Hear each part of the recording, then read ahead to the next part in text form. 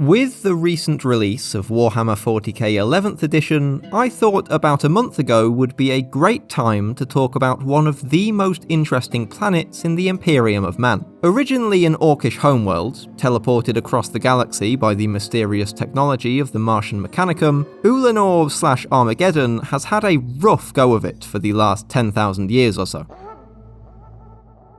During the Great Crusade, 10,000 years before the modern day of the setting, orcs were different to the race you're familiar with. They were generally much more numerous and well organised, with larger empires spanning hundreds of worlds, and possessed much better equipment, technology and tactics than their modern day equivalents. The largest of these empires was led by a war boss known as Urlak-Urg, centred on the Ulanor system, and was so vast that it threatened the borders of the newly founded Imperium of Man. It was such a threat, in fact, that the Emperor of Mankind himself, along with his son, the Primarch Horus, personally led a massive crusade against the Greenskins. Obviously, as the big dog was there in person, the Imperials won, and the crusade ended when Horus defenestrated Urg in front of his troops, breaking both his back and his army's morale. As it happens, it was the Ulanor crusade that would actually earn Horus the title of War Master, and the world of Ulanor Prime was heavily terraformed to allow for the ceremony known as the Ulanor Triumph,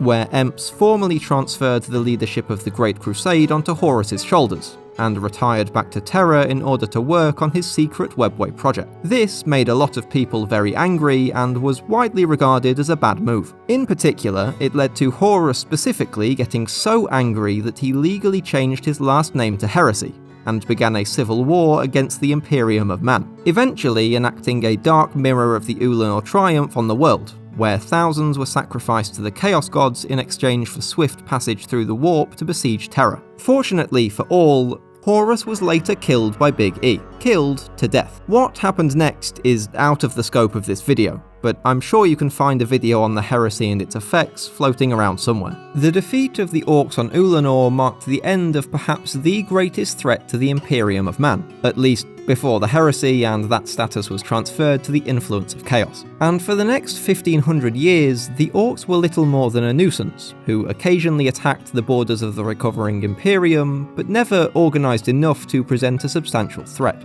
That was until the War of the Beast, a massive war comprising almost the entire race of the orcs, led by a particularly large and intelligent creature nicknamed the Beast, who would receive the designation of Prime Orc by Imperial scholars. It's possible that the Beast was similar to the Krorks, ancestors of the orcs created by the Old Ones during the War in Heaven, who were far larger, more intelligent and technologically advanced than their descendants. Whatever he was, and wherever he came from, the Beast made himself at home on Ulanor, heavily urbanizing it and turning it into the center of his own mighty empire, until Vulcan, Primarch of the Salamanders, returned and led the Imperium to victory, sacrificing himself in the process. He'll be back though, he has a habit of doing that. Also, it turned out that the Beast was actually one of 6 hyper-intelligent orcs, but that isn't really relevant, I'm just mentioning it here for completeness' sake. Following the conflict, the Lord Commander of the Imperium at the time ordered Ulanor to be exterminatused by the Adeptus Mechanicus, in order to prevent future orcs using it as a rallying point. However, the Fabricator General was a little magpie, and coveted the orc artifacts on the world, leading to him using reverse-engineered orc technology to secretly teleport the entire planet into the Segmentum Solar, where it later became known as Armageddon. I imagine that this Fabricator General and Belisarius Cawl would have gotten along famously had they ever met each other. For the next 8,000 years or so, not much happened on Armageddon. It was discovered by Imperial settlers, who presumably had no idea that their literal god, along with most of his sons, had ever walked on its surface, and gradually grew into a hive world with a population in the tens of billions of rather unfortunate souls. In the year 444 of the 41st millennium, Armageddon was struck down by a serious case of rebellious population, with major revolts breaking out across the surface of the world. Thus distracted, the Imperial forces on the planet were caught completely unprepared when the Devourer of Stars appeared over the planet, a space hulk containing Angron, the demon Primarch of the World Eaters. Suffice to say, the appearance of this rather miffed bloke did not exactly bode well for the population of Armageddon. As expected, the human defenders of the planet got viciously dicked down for a while, before help arrived in the form of the Space Wolves, and help arrived in the form of the Grey Knights. While the Space Wolves bolstered the defences, the Grey Knights teleported to the centre of the Horde, where they banished Angron in perhaps the coolest sequence ever written in a 40k book. Seriously, even though the Emperor's Gift definitely has its share of issues, it's undeniably a good bit of bolter porn. With the demonic invasion banished, the Imperials had no trouble mopping up the surviving cultists, and so the day was won. Huzzah! However, you may remember the air quotes around the help that the Grey Knights brought. In order to preserve the secret of the Emperor's fallen son, as well as the existence of both demons and the Grey Knights, the Inquisition ordered the mass sterilization and imprisonment of the entire population of Armageddon, along with all the surviving soldiers, before shipping in a completely new population to resettle the world. A very level-headed response, I'm sure you'll agree. For some reason, Logan Grimnar, chapter master of the Space Good Boys, was not best pleased by this, and attempted to help the survivors flee from the Inquisition. So began the Months of Shame, a series of skirmishes between the Wolves and Grey Knights, eventually leading to Grimnar killing a Grand Master of the Grey Knights before the latter could even draw his sword, while wearing Terminator plate, one of the aforementioned issues with the Emperor's Gift, and the sieging of Fenris by the Inquisition. Luckily, Bjorn the Fell-Handed was there to calm everyone down after a few deaths.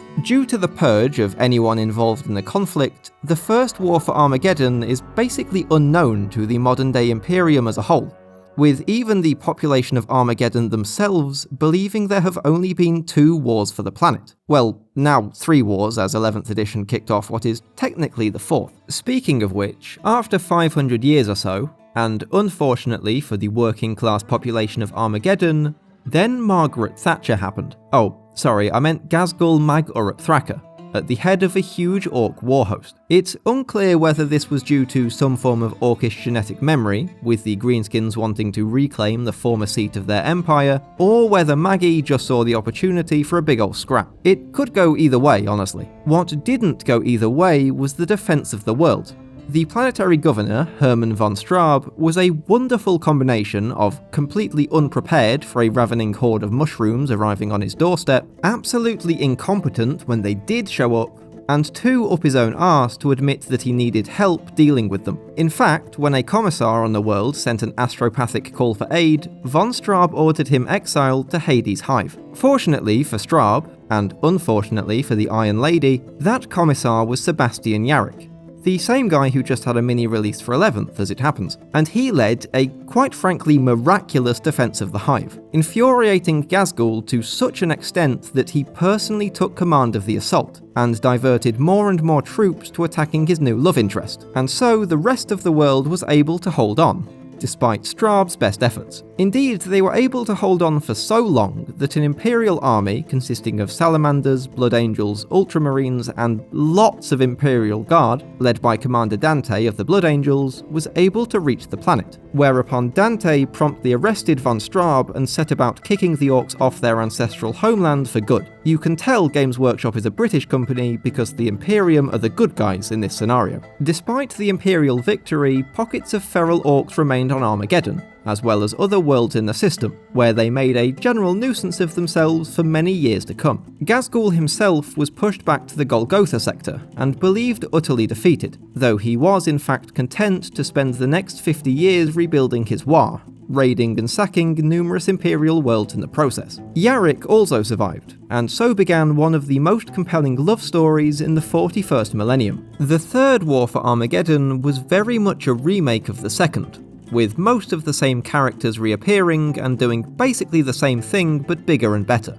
Once again, Ghazghkull led the attack, and once again he was faced by Yarrick, who shortly before this had been kidnapped by Gaz, but he had let him go in order to have a better fight. Though this time Yarrick was in command of the defense of the entire planet, not just one backwater hive, and had the support of various Space Marine chapters from the outset. Von Straub also reappeared, though he had switched sides after escaping from Imperial capture, and led some Orc bands through secret tunnels to capture Hive Acheron. After months of heavy fighting, the Orc advance had stalled, but neither side was able to make much progress. Growing bored by the stalemate, Ghazghul wandered off, leaving the conquest of Armageddon to his generals and taking to the void in search of something more entertaining. This stalemate dragged on for many, many years, both in and out of universe, with orcs coming to regard Armageddon as a kind of Valhalla, where they can come to find a good fight, and the Imperium coming to regard it as a colossal resource sink that they must constantly send reinforcements to in order to hold off the never-ending tide of greenskins. Following the fall of Cadia and the opening of the Great Rift, the conflict on Armageddon became a three-way, with demonic legions erupting across the planet. Half of the planet was now, for all intents and purposes, a demon world, and hordes of world eaters and other Khornate forces flooded the planet in a massive blood crusade, which in turn drew even more orcs to the planet. This all peaked with the Season of Blood, when a massive Khornate fleet, led by the Conqueror, flagship of the World Eaters, arrived at Armageddon. Angron himself appeared on the world, again, and was, again, driven back due to the combined efforts of the Grey Knights and Space Wolves, though this time they also had help from the Black Templars. And luckily there was no planet-wide purge this time, presumably because everyone involved was far too busy slaughtering orcs to bother with that. Shortly after the Season of Blood, the fourth War for Armageddon erupted. Christ, this has been a rough few years. Ghazghul and his allies would use a massive piece of orc teleporter technology, very subtly named the Mega Teleshocker, to teleport thousands of orc warships smack dab in the middle of the Armageddon system, leading to the swift collapse of many of the defensive strongholds on Armageddon, at the hands of the Speedwar, led by Wazdakka Gutsmak, named for the best colour that Citadel make. Fortunately, at the same time, a small Space Wolves force arrived on the world, accompanied by the miraculously not dead Sebastian Yarrett, who managed to hold onto the world for long enough for Operation Imperator, a coalition of more than 24 Space Marine chapters, to arrive and prevent the total loss of the planet, though the fighting, of course, still continues. So that was the history of Ulanor/Armageddon. Not exactly the greatest place to live in the Imperium of Man. If you've made it this far in the video, thank you so much. It really does mean a lot. Like, subscribe, all the rest. A huge thank you to my wonderful channel members: Vort, Kraydog, Jewish Dictionary, Tootsie Cat Meow, Emondo, SP Keating, Celtic99, and Cersei, welcome back, for supporting me, and I will see you all in the next video.